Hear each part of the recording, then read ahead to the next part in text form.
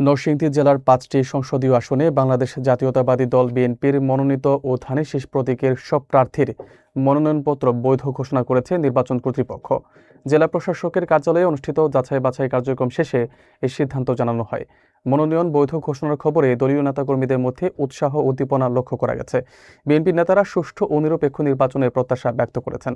বিস্তারিত থাকছে এস আলমের প্রতিবেদনে। নরসিংদী জেলার 5টি সংসদীয় আসনে আসন্ন জাতীয় সংসদ নির্বাচনে বিএনপির মনোনীত প্রার্থীদের মনোনয়নপত্র যাচাই-বাছাই কার্যক্রম সম্পন্ন হয়েছে। জেলার রিটার্নিং কর্মকর্তা এবং জেলা প্রশাসকের নেতৃত্বে জেলা প্রশাসকের কার্যালয়ে অনুষ্ঠিত এই কার্যক্রমে আইনানুগভাবে দাখিলকৃত কাগজপত্র পর্যালোচনা করা হয়।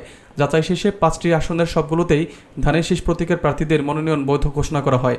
নির্বাচন সংশ্লিষ্ট সূত্রে জানা গেছে, নরসিংদী সদর আসন থেকে খায়রুল কবির খোকন, নরসিংদী 2 পলাশ আসন থেকে ডাক্তার আব্দুল মহিন খান, নরসিংদী 3 শিবপুর আসন থেকে আলহাজ মঞ্জুর এলাহি, নরসিংদী 4 মনোহরদী আসন থেকে সর্দার সাখাওয়াত হোসেন বকুল এবং নরসিংদী 5 রায়পুর আসন থেকে ইঞ্জিনিয়ার আশরাফ বকুলের মনোনয়নপত্র সঠিক পাওয়ায় বৈধ ঘোষণা করা হয়।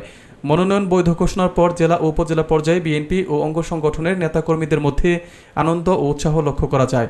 দলীয় নেতারা মনে করছেন, নির্বাচন যদি অবাধ, সুষ্ঠু ও গ্রহণযোগ্য পরিবেশে অনুষ্ঠিত হয় তাহলে সাধারণ ভোটাররা ধানের শীষ প্রতীকের পক্ষেই রায় দিবেন। নির্বাচনকে কেন্দ্র করে এখন এলাকা জুড়ে রাজনৈতিক তৎপরতা আরও জোরদার হচ্ছে।